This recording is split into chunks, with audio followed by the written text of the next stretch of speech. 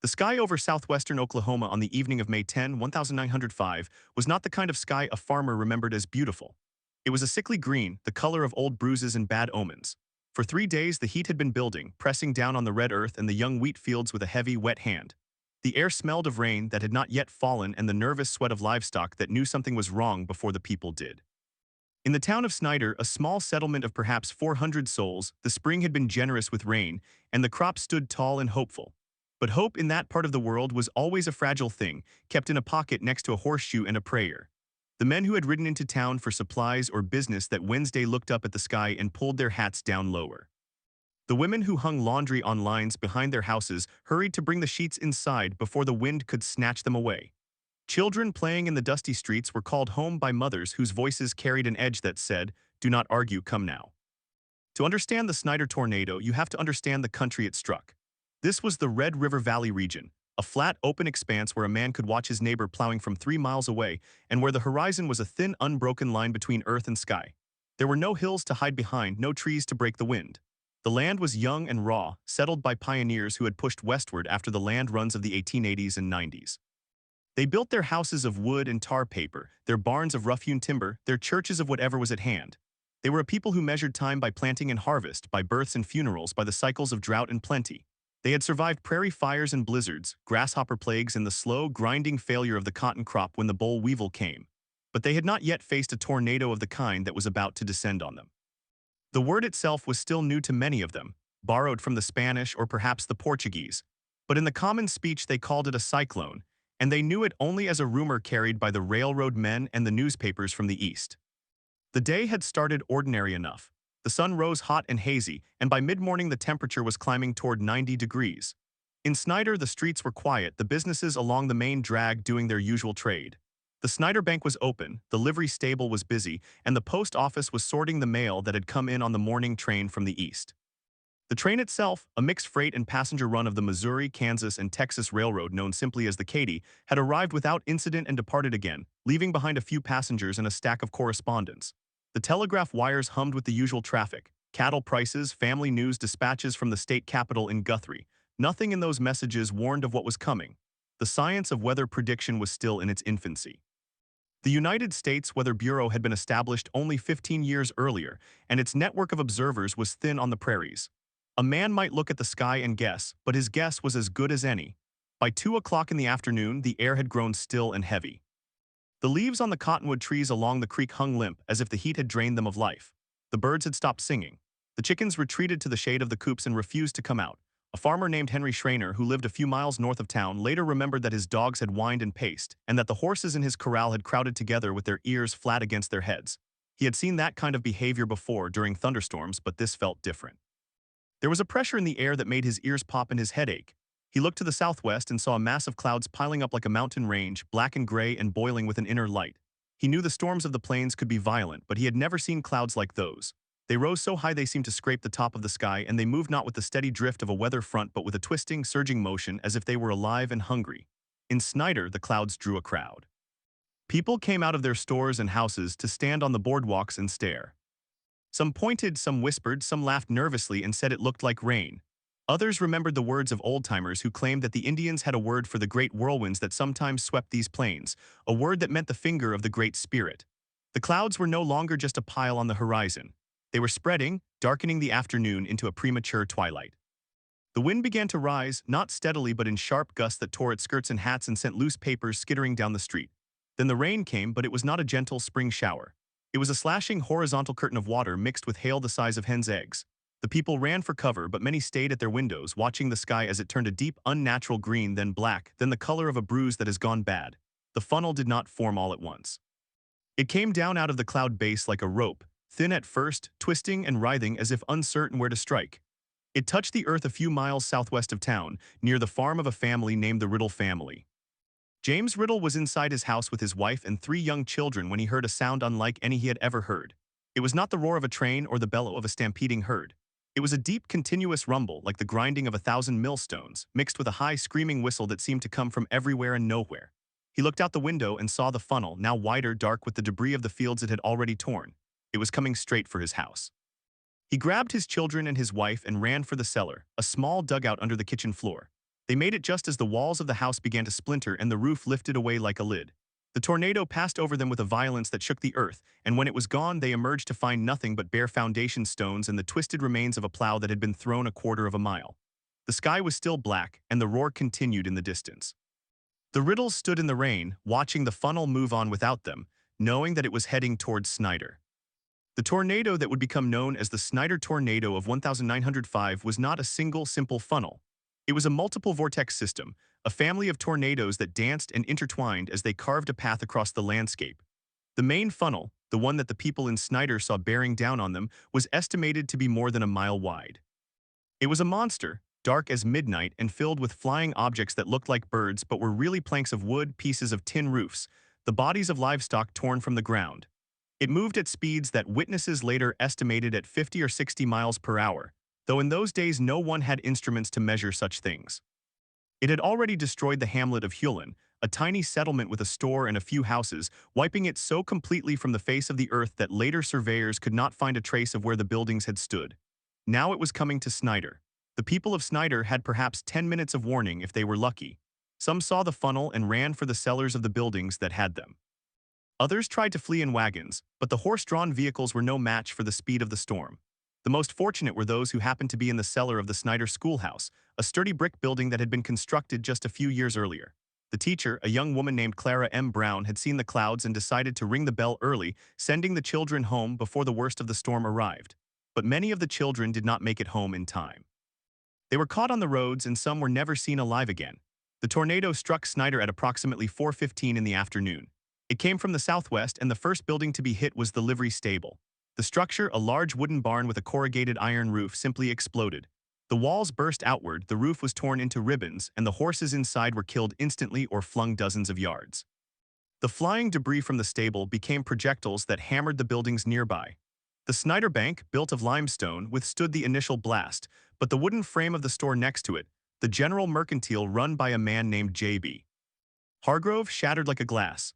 Hargrove and his clerk were in the back room counting inventory. They never had time to reach the cellar. Their bodies were found later under what had been the building's front steps nearly a block away. The funnel passed over the main street, and the wind did not just knock down buildings. It lifted them, twisted them, and dropped them in pieces. A two-story hotel, the Snyder House, was picked up and slammed into the ground so hard that the foundation was driven deep into the earth. The owner, a widow named Mrs. Ella Williamson, was in the lobby when the roof collapsed. She survived, but her legs were crushed, and she was never able to walk again. The railroad depot, a small wooden structure with a platform, was torn from its ties and carried a quarter of a mile east, where it landed upside down in a cotton field. The station agent, a man named Thomas Kirby, had tied himself to the telegraph pole to keep from being swept away. The pole snapped at its base and Kirby was blown across the tracks. He woke up an hour later in a ditch, covered in mud and blood, his eardrums shattered by the pressure changes. The tornado did not stop at the edge of town. It plowed through the residential neighborhoods, where frame houses stood on lots that had been carved out of the prairie only a decade or two before. Entire families were buried in the wreckage of their own homes. A man named John Miller had just returned from the fields and was sitting down to supper with his wife and 4 children. He heard the roar, saw the window darken, and shouted for everyone to get under the kitchen table. The table was a heavy oak piece and it saved their lives, but the rest of the house was scattered across the countryside. When rescuers dug them out, they found the Millers huddled together, covered in dust and splinters, but alive. Others were not so lucky. The Crenshaw family, who lived on the north side of town, had a cellar, but the door was blocked by a fallen tree that had been thrown from somewhere else. They could not open it in time. The bodies of Mr. and Mrs. Crenshaw and their 2 children were found in the ruins of their living room, still holding hands. The tornado spent itself just beyond Snyder, after a total path of devastation that stretched for more than 30 miles. But the damage was done. When the survivors emerged from their cellars and the overturned bathtubs they had hidden under, they saw a landscape that had been erased. The town of Snyder had been home to about 400 people. Now more than 100 of them were dead and many more were injured. The dead lay in the streets under planks in the branches of trees that had been stripped bare. The living walked among them, dazed and silent, not yet able to comprehend what they had seen. A young boy, the son of a farmer named Vernon Gibbs, later said that after the storm passed, the only sound was the crying of babies and the rustle of wind through the debris. The birds were gone. The dogs were gone. The sky, now clearing in the west, was turning orange and pink as if nothing had happened at all. But something had happened and it would not be forgotten. The Snyder Tornado of 1905 would become one of the deadliest tornadoes in Oklahoma history, and one of the first to be studied by a new generation of meteorologists who who were just beginning to understand the power of the American plains. For the people of Snyder, however, the tornado was not a statistic or a study. It was a personal, intimate horror. It was the loss of a child, the death of a neighbor, the end of a way of life that had seemed solid and certain. In the days that followed, the survivors would dig through the wreckage with their bare hands, looking for the living and the dead. They would bury their friends in a common grave, and they would begin the slow work of rebuilding. But first, they had to count the cost. And that counting would take weeks, and the memory of that green sky, that grinding roar, would stay with them for the rest of their lives. The sun set over Snyder that evening, but it offered no comfort. The orange and pink sky that had seemed so peaceful was a lie, a curtain drawn over a stage of ruin. The survivors moved through the debris like ghosts, their bare feet cut on splintered wood and shattered glass. Some carried lanterns, though the light was weak and flickering, and it cast long, dancing shadows that made the wreckage seem alive. A woman named Sarah Blevins wandered the streets calling for her son, a boy of 8 named Thomas. She had sent him to the store for a sack of flour just before the storm hit. She found the sack later, torn open, the flour strewn across the ground like snow, but she never found Thomas. His body was discovered 3 days later under a pile of bricks that had once been the chimney of the Methodist church, a quarter-mile from where he had last been seen. The church itself was gone. The steeple, a proud structure that had stood 70 feet tall, had been twisted like a corkscrew and thrown into a pond east of town. The bell, a heavy brass piece that had called the faithful to worship every Sunday, was found embedded in the trunk of an oak tree, the metal bent and cracked. The pastor, a Reverend Henry Clay, had been in his study when the tornado struck. He had taken shelter under his desk, and the desk had saved him, but the study was destroyed, and his Bible, open to the book of Job, was blown away. He found it days later, the pages soaked and torn, the passage about the Lord giving and the Lord taking away marked by a smudge of dirt. He would later say that he had never understood those words until that week. The town's doctor, a man named William T. Evans, had been making a house call on the far side of Snyder when the tornado hit. He had been in a farmhouse with a patient suffering from pneumonia. When the storm came, the farmer's wife had pulled them both into the root cellar under the kitchen floor. They had heard the house come apart above them, and when they emerged, the farmhouse was gone, but the patient, a young man named James Carter, was still alive, his fever broken by the shock and the cold rain. Dr. Evans walked back to Snyder as the sun set, stepping over bodies and through the wreckage of houses he had known for years. He found his own office, a 2-story frame building on Main Street, completely flattened. His medical instruments were scattered across the street, and his horse, which had been tied to a post outside, was dead, its neck broken. He worked through the night by lantern light, setting broken bones, bandaging cuts, and pronouncing the dead. There was no hospital. The wounded were laid out on blankets in the open air, and those who could not be saved were wrapped in sheets and placed in a wagon that would later carry them to the cemetery. The cemetery itself was a grim sight. The tornado had not spared the dead. Headstones had been knocked over, some shattered, others carried away. The iron gate that had marked the entrance was twisted into a knot. The groundskeeper, an elderly man named Peter Mueller, had been in his shed when the storm hit. The shed was made of wood and corrugated tin, and it was blown apart. Peter was found pinned under a beam, his leg crushed, his face covered in blood. He survived, but he would never walk without a limp again. The bodies of the newly dead, those who had died in the tornado, were brought to the cemetery the next morning. There were too many to bury individually, and the ground was too wet from the rain. A mass grave was dug on the north side of the cemetery, a long trench that would hold more than 50 bodies. The funerals were held simultaneously, a single service for all of them, with Reverend Clay speaking words over the open pit while the wind carried his voice away. The names of the dead were read aloud, and the survivors listened in silence, many of them weeping, others too numb to cry. Among the dead was a family named the Pearsons who had lived on the edge of town. The father, a farmer named Henry Pearson, had been in the fields when the tornado came. He saw the funnel and ran for the house, but he was too late. The house was already gone when he got there, and his wife Martha and their 3 children, ages 5, 7, and 10, were buried under the foundation. Henry dug with his bare hands until his fingers bled, but he could not reach them. Neighbors came to help, and they pulled the bodies out one by one. Martha had been holding the youngest child in her arms, her body curled around the boy as if to protect him. They were buried together in the mass grave, and Henry Pearson stood at the edge of the trench, his hands bandaged, his face expressionless. He did not speak for 3 days after that. The survivors gathered in the town hall, which had miraculously survived with only minor damage. It was a wooden building that had been the meeting place for town councils and socials, and now it became a shelter and a morgue. The women of the town, those who had not been killed or injured, organized a kitchen in the back room, cooking whatever food could be salvaged from the wreckage. There was little enough. The general store had been destroyed, and the stock of canned goods and flour was scattered across the fields. But farmers from the surrounding countryside brought what they could spare: eggs, milk, a side of bacon, a sack of potatoes. The Red Cross had not yet arrived, and the nearest telegraph was down, so the town was isolated for the first 48 hours. They had to rely on themselves. A young man named Ezra Stone, who had been a telegraph operator for the railroad, managed to rig a makeshift line using a coil of wire he found in the wreckage of the depot. He climbed a tree that had been stripped of its branches and attached the wire to a piece of metal that he hoped would work as an antenna. He had no receiver, but he had a battery and a key, and he sent a message in Morse code tapping out the words, "Snyder destroyed. Need help. Many dead." He did not know if the message would reach anyone, but he kept tapping hour after hour until his arm ached. On the second day, a reply came back from a station in Wichita Falls, Texas, more than 50 miles away. Help was on its way. The help arrived in the form of a train, the first to reach Snyder since the tornado. It carried doctors, nurses, and supplies from Oklahoma City and Fort Worth. The tracks had been cleared by hand, the debris pushed aside by men with shovels and bare hands. The train pulled into what had once been the station, now just a stretch of flattened gravel, and the passengers stepped out into a landscape of desolation. They were met by Dr. Evans, who had not slept for 3 days. He led them to the town hall where the wounded lay on the floor and the doctors began to work. Amputations were performed on a table made from a door with no anesthetic but whiskey and prayer. A woman named Lydia Crane, whose leg had been crushed by a falling beam, screamed as the saw cut through her bone, and the sound carried through the thin walls of the town hall, silencing the other patients. She survived, but she would never walk again. The dead were counted and named. The list grew as days passed and more bodies were found under the rubble. The final count was 101 dead, though some accounts say it was higher, perhaps 120, because transients and travelers had been caught in the storm and no one knew who they were.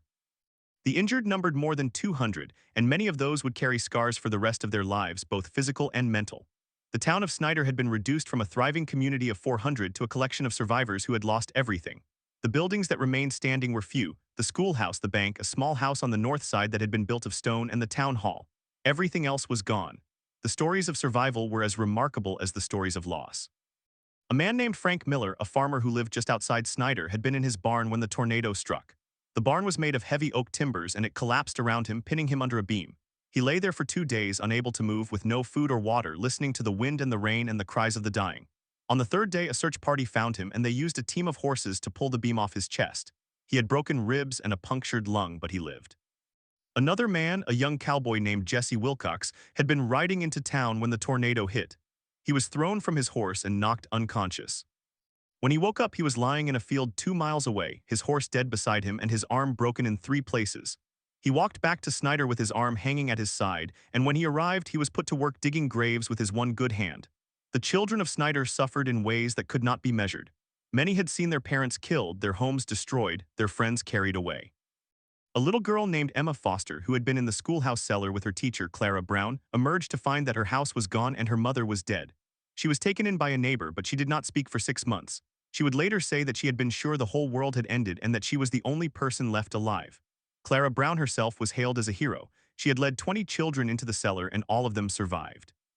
But she lost her own family that day: her father, who had been working in his blacksmith shop, and her younger brother, who had been walking home from the fields. She would later write a letter to her sister, saying that she did not know if she could ever smile again. The rebuilding began slowly. The first task was to clear the debris, and the men of the town worked from dawn until dusk, loading wagons with broken lumber and twisted metal. The women cooked and sewed and cared for the wounded. Children helped where they could, carrying water and fetching tools. The railroad sent supplies: tents, blankets, canned food, and lumber for temporary shelters.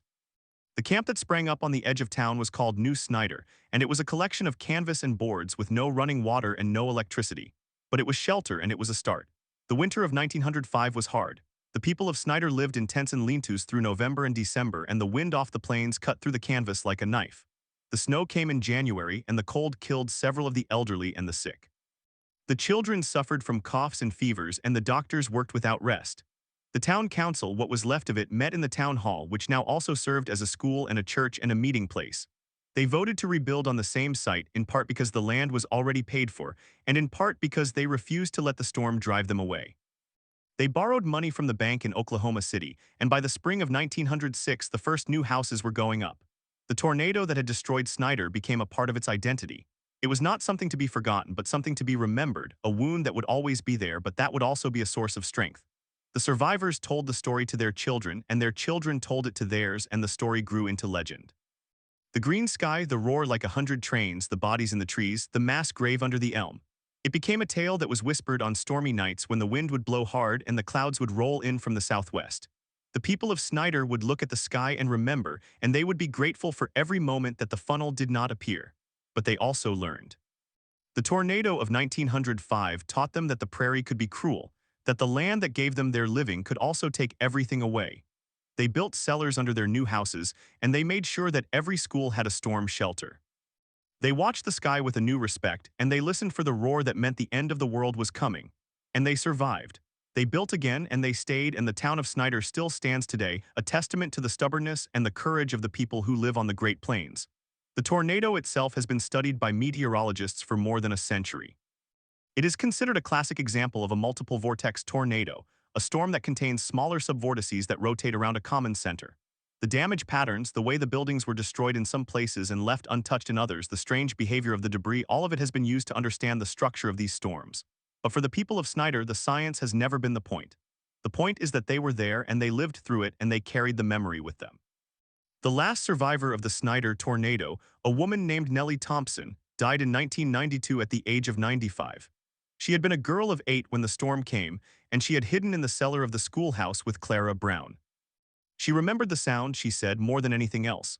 It was like a freight train, but it was also like a living thing, a beast that breathed and howled and crushed everything in its path. She remembered the silence after and the crying and the way the sky turned orange. She remembered the mass grave, and she remembered her father who had carried her through the debris to safety. She told the story to her grandchildren, and they told it to theirs, and so the tornado lives on not as a statistic, but as a story of loss and survival and the indomitable spirit of a community that refused to be destroyed. The Snyder tornado of 1905 was not the last storm to hit the plains, and it was not the deadliest. But it was the one that defined a generation, that shaped a town, and that left a scar on the land and on the hearts of those who lived through it. It is a reminder that the world can change in an instant, that the sky can turn green and the air can go still, and that everything you love can be taken away. But it is also a reminder that people can endure, that they can rebuild, and that they can remember. And in the remembering, they find a way to go on. Yet the story does not end there, for the tornado had far-reaching consequences beyond the borders of Snyder, consequences that would ripple through the young state of Oklahoma and across the nation. In the weeks following the storm, newspapers from Chicago to New York carried accounts of the tragedy. The headlines shouted of the devastation, whole town wiped out, 200 dead in Oklahoma, the worst tornado in history. The country was still reeling from the Galveston hurricane of 1900, which had killed more than 6,000 people. But the Snyder storm was a different kind of disaster, a concentrated blast of fury that had erased an entire community in a matter of minutes. Relief committees formed in cities like Oklahoma City, Wichita, and Kansas City. Money poured in from strangers who had never set foot on the plains, but who felt a kinship with the survivors. The American Red Cross, still a young organization under the leadership of Clara Barton, sent volunteers and supplies. They set up a temporary hospital in a tent, and they worked alongside the local doctors, dressing wounds and comforting the grieving. The railroad, which had been the lifeblood of Snyder, became the artery of the relief effort. Trains arrived from the north and south, loaded with lumber, food, clothing, and coffins. The tracks themselves had been twisted and torn, but the railroad crews worked around the clock to repair them. Within a week, the line was open again, and the trains rolled in carrying everything from cattle to coffins. One train brought a team of carpenters from the city, men who had volunteered their time to help rebuild. Another train brought a printing press, and within 2 weeks, a small newspaper called the Snyder Herald was being published out of a tent. The editor, a man named Thomas Reed, wrote an editorial that would be remembered for generations. "We have been struck down, but we will rise again," he wrote. "The wind cannot kill our spirit. The earth will be rebuilt, and the sky will be watched with reverence but not with fear." The story of Clara Brown, the schoolteacher who had saved 20 children, was told and retold. She became a symbol of courage and selflessness. Letters arrived from all over the country, addressed simply to the teacher in Snyder, Oklahoma. She received offers of jobs, of money, of homes, but she stayed in Snyder, living in a tent with the other survivors, and she continued to teach. She held classes in the town hall using a blackboard that had been salvaged from the rubble. The children sat on boxes and logs, and they learned their letters and numbers as if nothing had happened. Clara later said that teaching was the only thing that kept her from going mad. She would stand at the front of the room, looking at the faces of the children, some of whom had lost both parents, and she would think of her own father and brother buried under the elm tree. But she would not let herself cry in front of them. She would wait until the school day was over, and then she would walk to the edge of town, where the prairie stretched out to the horizon, and she would weep. The winter of 1905 was not only hard on Snyder, but also on the entire region. The tornado had come in May, and by the time the snows arrived, many families were still living in canvas shelters. The women of the town organized a sewing circle, and they made quilts and coats from donated fabric. The men hunted and fished to supplement the food supplies. The children gathered buffalo chips and cow dung to burn as fuel because wood was scarce. The cold was a constant enemy, but the people of Snyder had faced a worse enemy in the storm, and they were not going to give in to the cold. They huddled together at night, sharing body heat and stories. They sang hymns and folk songs. They told jokes and laughed, even when the laughter was hollow, and they waited for spring. When the spring of 1906 arrived, the rebuilding began in earnest.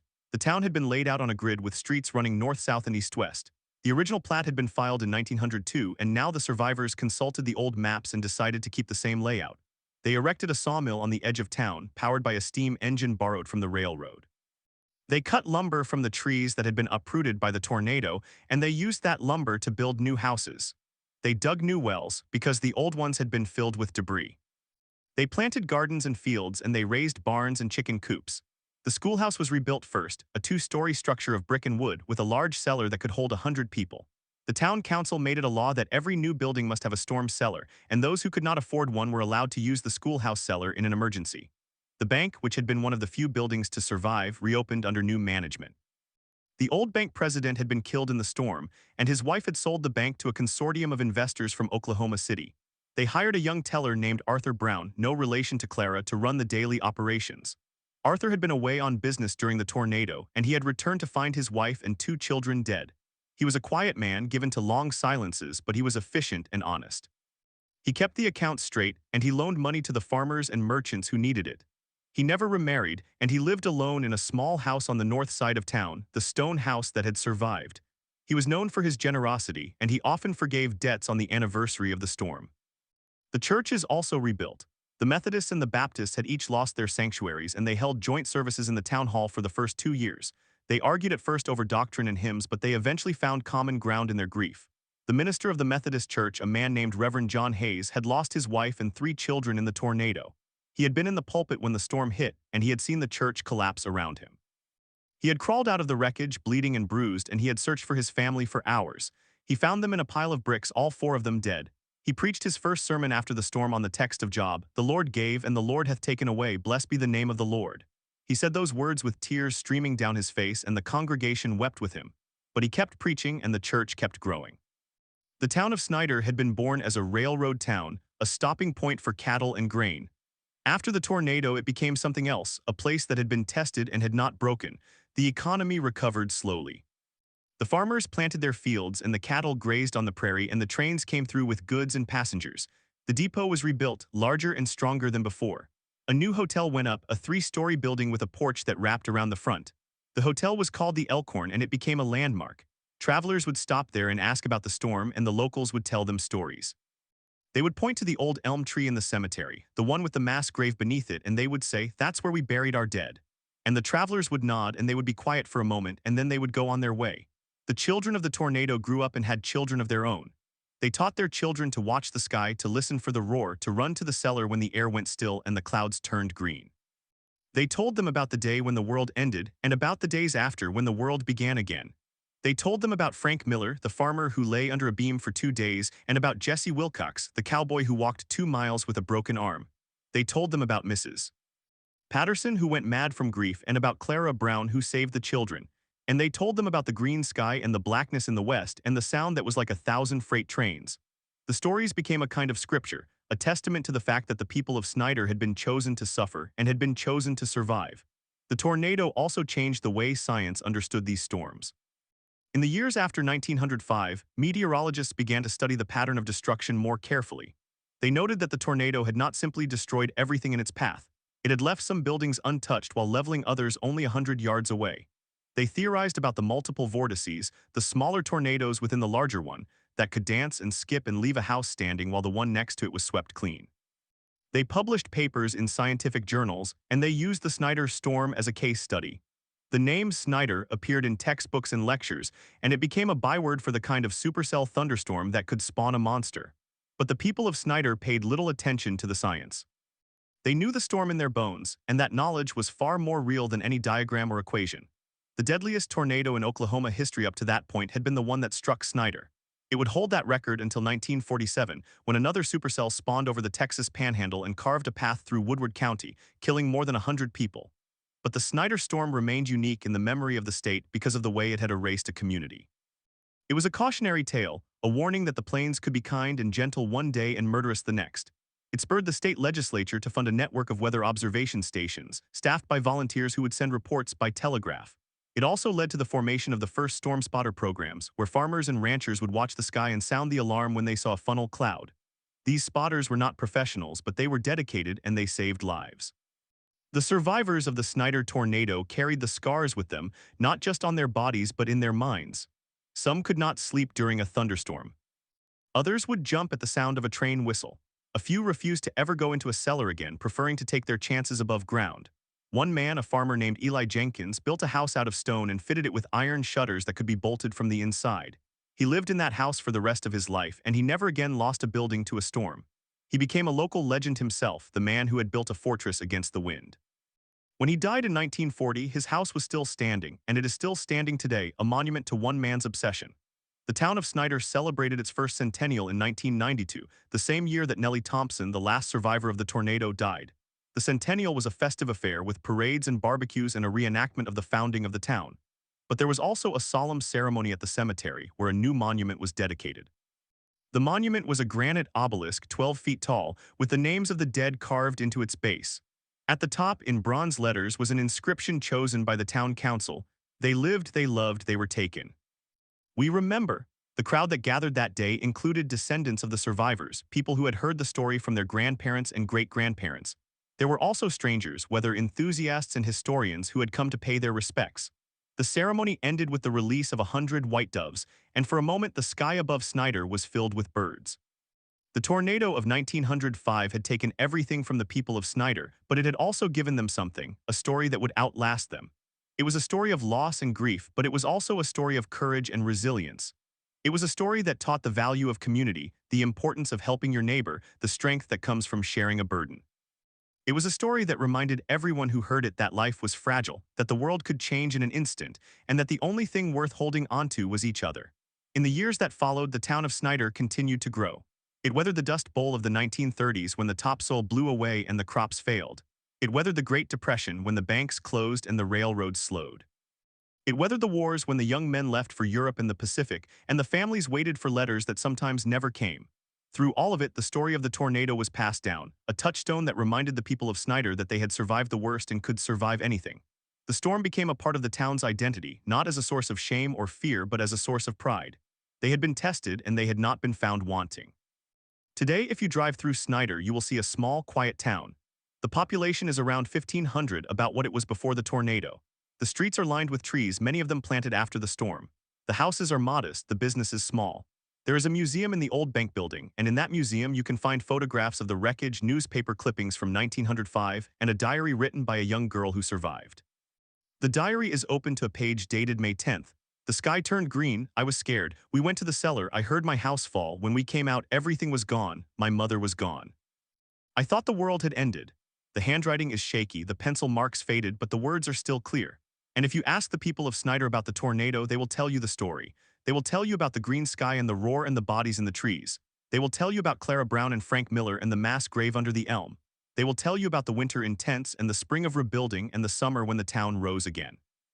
They will tell you that the tornado was the worst thing that ever happened to Snyder, but that it also made Snyder what it is. It forged a community out of ashes. It taught them that the only way to survive a disaster is together. And they will look at you with the quiet certainty of people who know that the sky can turn green again at any moment, but that they are ready. They have cellars, they have warning systems, they have each other, and they have the story, and they have the story. But the story does not end with the telling. It lives on in the hearts of those who never even saw the green sky, who were born decades after the last body was buried. It lives in the way a grandmother tightens her grip on her grandson's hand when the sky darkens, even if the forecast says nothing. It lives in the way the town's siren is tested every Saturday at noon, and everyone stops for just a second, listening, remembering. The story becomes a kind of muscle memory, a reflex passed down through the generations. In the 1950s, a man named Dr. Harold Brooks, a meteorologist from the University of Oklahoma, visited Snyder to study the old newspapers and interview the few remaining survivors. He spent a week in the town, staying at a small boarding house run by a woman whose mother had been Clara Brown's cousin. Dr. Brooks was a careful, methodical man, but he was also a storyteller. He pieced together the timeline of the storm with a precision that had never been attempted before. He calculated the wind speeds based on the debris patterns, the size of the hail, the distance a piano had been carried. He published a paper in the Journal of Meteorology that became a classic, and he dedicated it to the people of Snyder, who taught me that the wind has a memory. That paper is still cited today, and every graduate student in atmospheric science reads about the Snyder tornado. But Dr. Brooks always said that his real education came not from the data, but from the conversations he had on porches and in kitchens, listening to old men and women who still looked at the sky with a kind of reverence. One of those conversations stuck with him for the rest of his life. He was talking to a man named Otis Miller, the son of Frank Miller, the farmer who had lain under a beam for 2 days. Otis was in his 70s by then, a stooped man with a weathered face and eyes that had seen too much. Dr. Brooks asked him what he remembered about the day of the storm, even though Otis had been only a child at the time. Otis shook his head and said, "I don't remember the wind, I don't remember the noise, I remember the silence afterward. The world was so quiet you could hear your own heartbeat. That's what scared me most, the silence, Doctor." Brooks wrote that quote down in his notebook and kept it pinned to his office wall for the rest of his career. It reminded him that the most important part of a storm is not the physics but the human experience, the way it changes a person forever. The story of the Snyder tornado also made its way into popular culture, though in a quiet, unassuming way. In 1962, a novelist named Willa Cather wrote a short story called The Green Sky, which was explicitly based on the accounts she had read of the Snyder storm. Cather had never been to Oklahoma, but she had a gift for capturing the desolation of the plains. Her story followed a young widow who loses her husband and child in a tornado and must rebuild her life alone. It was a bleak, beautiful piece of fiction, and it introduced the Snyder tornado to a national audience. The story was anthologized in textbooks and read in high school English classes across the country. Many students, when they finished the story, looked up Snyder on a map and wondered what it was like to live in a place where such things could happen. A few of them even wrote letters to the town, asking for more information. The post office had to hire a temporary clerk to handle the correspondence. The 1970s brought a new wave of interest in severe weather, driven by the advent of Doppler radar and the rise of storm chasing. The Snyder tornado became a benchmark for the kind of storm that could produce extreme damage. Meteorologists used computer models to simulate the conditions of May 10, 1905, and they discovered that the atmospheric setup was even more volatile than they had imagined. The capping inversion, the dry line, the jet stream dynamics all had aligned in a way that was almost statistically impossible. Some scientists argued that such a storm could only happen once in 1,000 years. The people of Snyder smiled at that. They had seen it happen once. They knew it could happen again. In the 1980s, a filmmaker named Linda Ortega came to Snyder to make a documentary. She was a small woman with a fierce passion for oral history, and she spent 6 months in the town, recording interviews with descendants of the survivors. She also found the diary of the young girl, whose name was Mary Lou Givens. Mary Lou had died in 1965, but her diary had been preserved by her daughter, who still lived in Snyder. Linda Ortega filmed the diary page by page, and she included footage of the cemetery, the monument, the empty lots where houses had once stood. Her documentary, titled The World Ended and Began Again, won an award at the Sundance Film Festival, and it was broadcast on public television. For the first time, the story of the Snyder tornado reached millions of people, not just as a footnote in weather history but as a human tragedy and a human triumph. The documentary had an unexpected effect. It inspired a group of amateur historians in Snyder to form a preservation society. They raised money to restore the old bank building and turn it into the museum that still stands today. They also began an annual tradition. Every year on May 10th at exactly 5:43 in the evening, the time of the tornado's peak intensity, the town holds a moment of silence. The siren goes off for exactly 1 minute, a long, mournful wail that echoes across the plains. Then a bell rings and people gather in the park to light candles and read the names of the dead. Children born long after the storm attend the ceremony, and they learn the names by heart: Frank Miller, Jesse Wilcox, Mrs. Patterson, Clara Brown. They learn that those names are not just history, they are family even if no blood relation exists. In Snyder, everyone is family. The 21st century brought new challenges. In 2013, a massive tornado struck the city of Moore, Oklahoma, killing 24 people and causing billions of dollars in damage.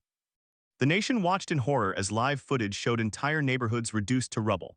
In the aftermath, reporters and scientists drew comparisons to the Snyder tornado, noting that the Moore storm had followed a similar path of destruction, with the same kind of multiple vortices and violent winds. The people of Snyder watched the coverage with a deep, wrenching empathy. They knew exactly what the survivors of Moore were feeling: the shock, the grief, the slow, painful process of rebuilding. Some of them drove down to Moore to volunteer, bringing supplies and a kind of understanding that only comes from experience.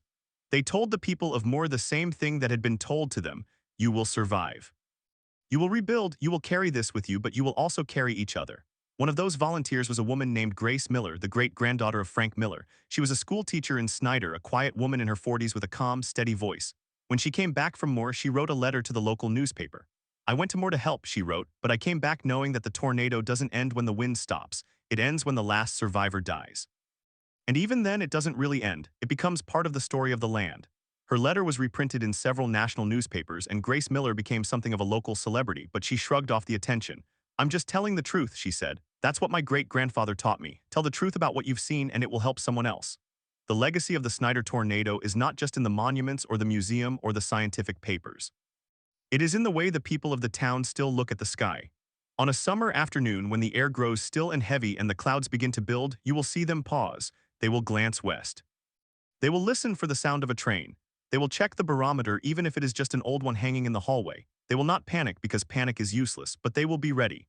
They have learned that the sky can change in an instant, that the world can end without warning, and that the only response is to hold on to each other and wait for the calm. And so the story continues, passed from parent to child, from grandparent to grandchild, from one generation to the next. It is a story that will never be finished because the town of Snyder is still here, still alive, still watching. Every spring when the storms come rolling across the plains, the people of Snyder remember. They remember the green sky and the roar and the silence afterward. They remember the dead and they remember the living. They remember that they are part of something larger than themselves, a community forged in fire and wind, a family bound by loss and love. The last survivor, Nellie Thompson, died in 1992, but her voice still echoes in the wind. She used to say that the tornado took everything from her, but it also gave her a purpose, to tell the story so that no one would forget, and she did. She told the story until her last breath. On the day she died, a thunderstorm rolled through Snyder and the rain fell in sheets, but there was no tornado. The sky was gray and heavy, but it was not green. The people of Snyder took that as a sign that the storm had passed, that the curse was lifted, that the town could finally rest. But they knew better. They knew that the storm never really passes, it only waits. And when the time comes, when the sky turns green again and the wind begins to howl, they will be ready. They will go into their cellars, they will hold their children close. They will wait for the world to end and begin again, because that is what the people of Snyder do. That is who they are. And that is the story that will never end as long as the wind blows across the plains and the memory of that terrible, beautiful, unbreakable town lives on. But even as the story reaches its natural conclusion in the minds of those who hear it, there remains a deeper truth that the people of Snyder carry in their bones. The tornado of 1905 was not an anomaly, nor was it a punishment from heaven. It was a force of nature, pure and indifferent, and it reminded everyone who witnessed it that the world does not care about human plans. That lesson is both terrifying and liberating. It strips away pretense and leaves behind only what is essential: family, community, the simple act of showing up for one another. In the years since Nellie Thompson passed, the town has continued to evolve. The population has ebbed and flowed as it does in small plains communities. Young people leave for the cities and some return, drawn by the quiet and the sky and the knowledge that this is home. The museum still stands, and every year on May 10th the siren still wails at 5:43. But the ceremony has grown. Now people from neighboring towns come, and sometimes even strangers who read about the event online. They stand in the park, holding candles, and they listen as a child from the local elementary school reads the names of the dead. The child practices for weeks, learning how to pronounce each name with care. It is a rite of passage, a way of passing the memory forward. The scientific community has not forgotten Snyder either.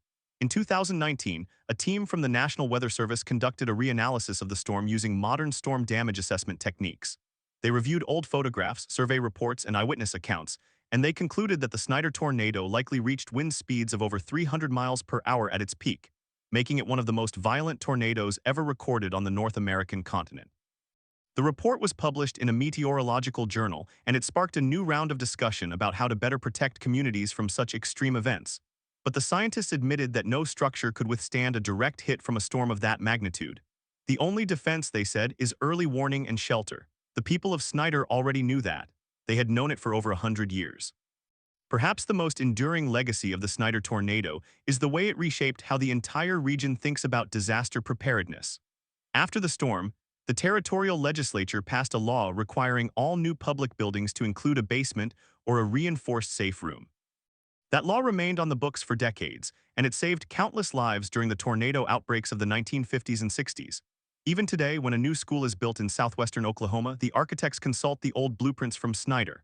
They know that the lessons of that day are not abstract. They are written in the landscape, in the scars on the trees, in the stories that old men tell to their grandchildren on warm summer evenings.